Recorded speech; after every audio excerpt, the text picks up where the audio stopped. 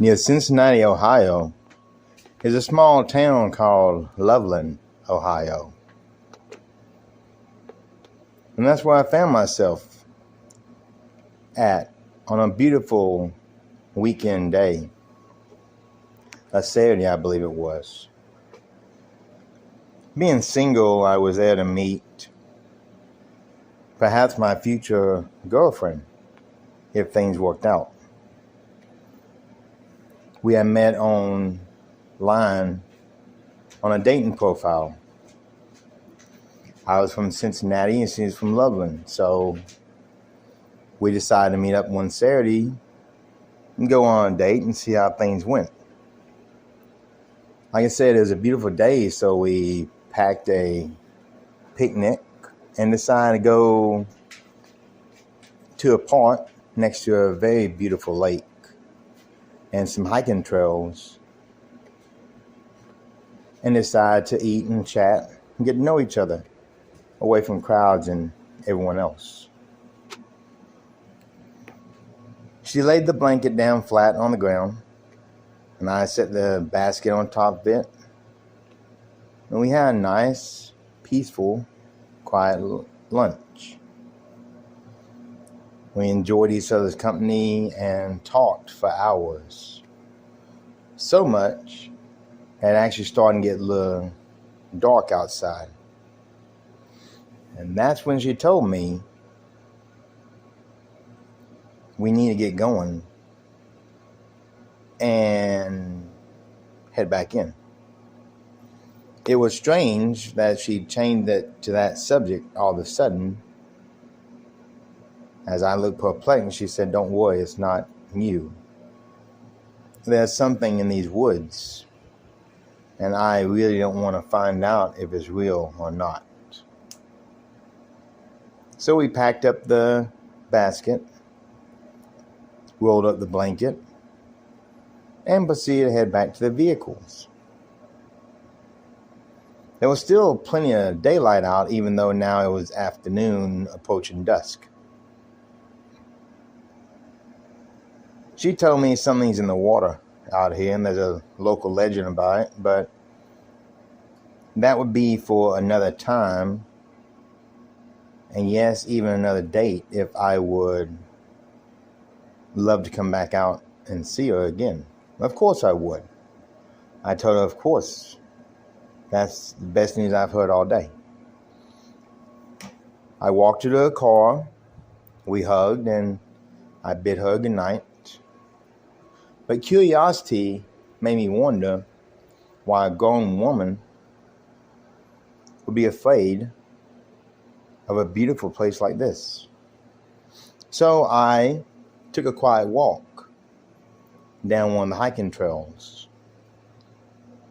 I didn't have a headlight or a lamp, but I did have my cell phone, which had a very bright light to it. So I wasn't worried about being out there at night. The breeze was blowing nice, and the wind was not cold and not hot. In fact, it was fall. So I enjoyed a nice quiet walk through a local, what looked like a biking trail.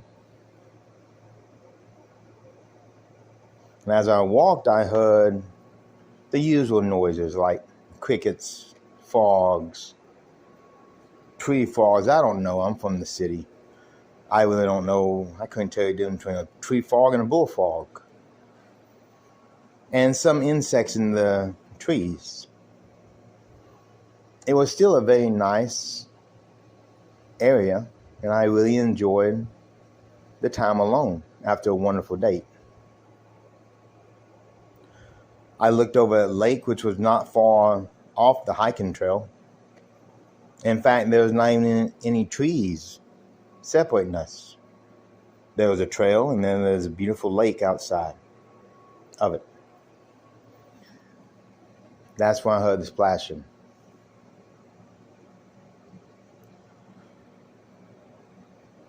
I'm not sure what it was, but it was big and it was splashing. So I wondered if someone had fell in and maybe needed some help.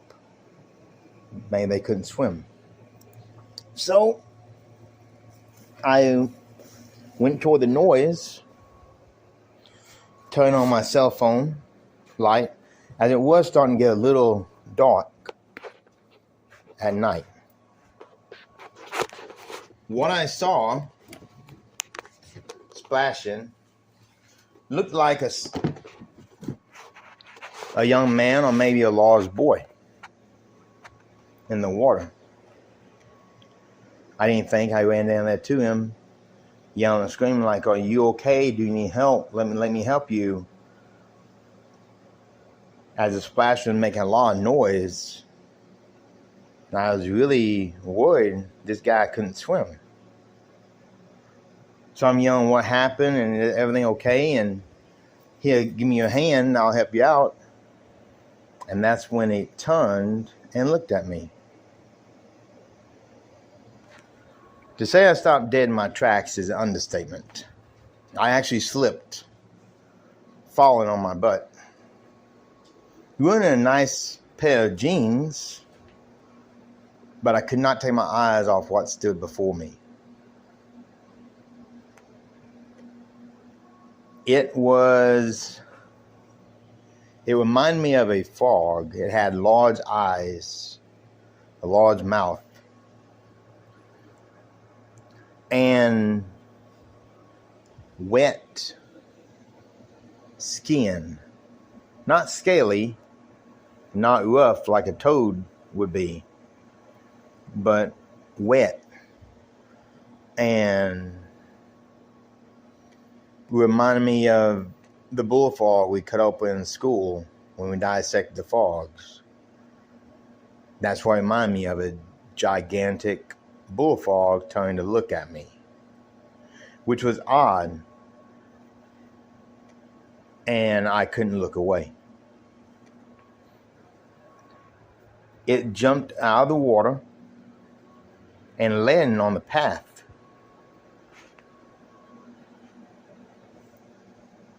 Next to me. And for all intents and purposes, it looked like a gigantic frog, maybe 3 to 4 foot long,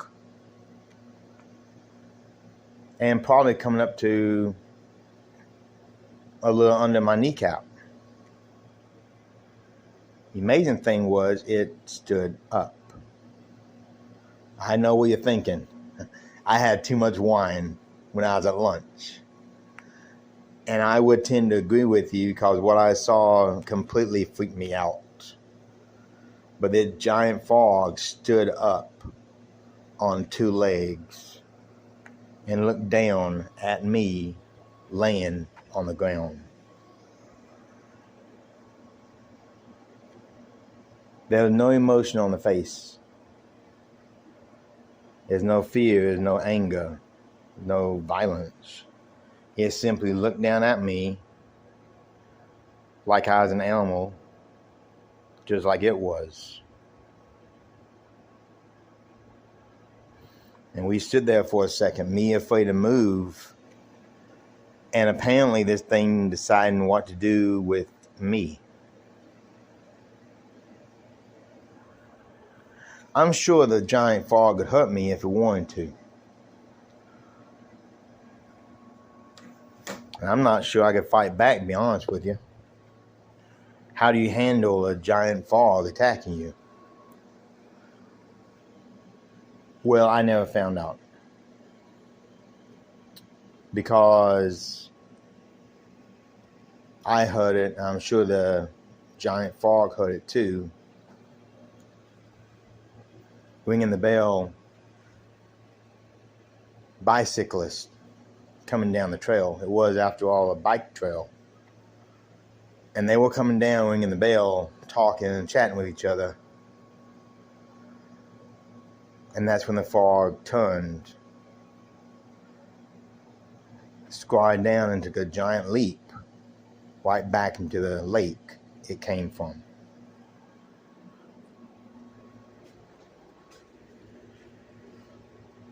I lay there and watched as a giant creature sunk into the depth of the water.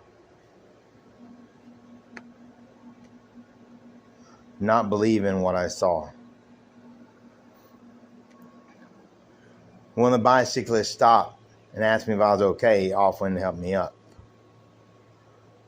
I couldn't say anything. I was speechless. I was stunned. I looked toward the man, nodded, and stood up on my own. He asked if I was okay, and him and his companion biked away. When I turned and looked, I saw, it was weird, but I saw what looked like a log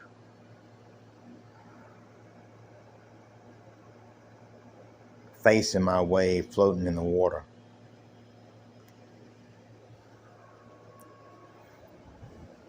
And then the log dropped back into the lake.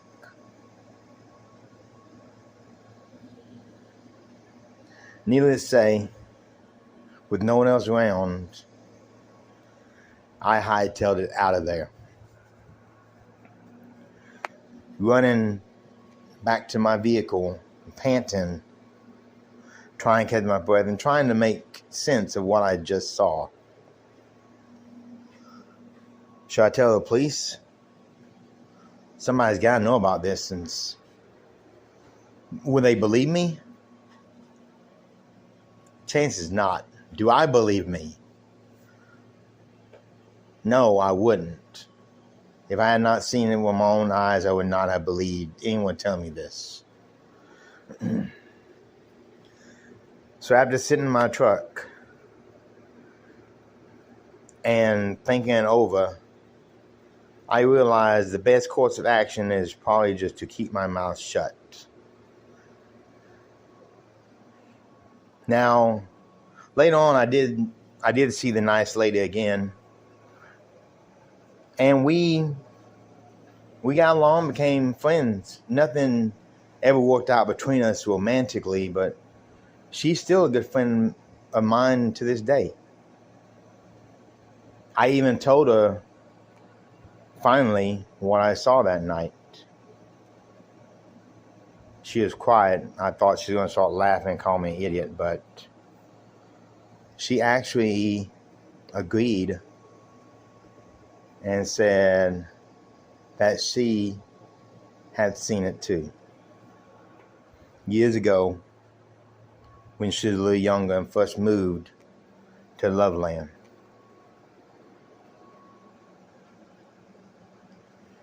I don't know if you call it a frogman, if it was a bullfrog, if it was a tree frog, if it was a toad. I really don't know. I'm not into amphibians. But I know a 3-foot, 4-foot long frog is not normal, and something I really do not want to see again. So my advice to you, if you're listening to this, and if you live in the Cincinnati or Loveland area, if you decide to go onto the hiking trails or the bike trails, and if you're anywhere near water, and you hear splashing, my suggestion to you is to get out of that place quickly and don't look back. And maybe, just maybe, you won't see the creature I saw that night.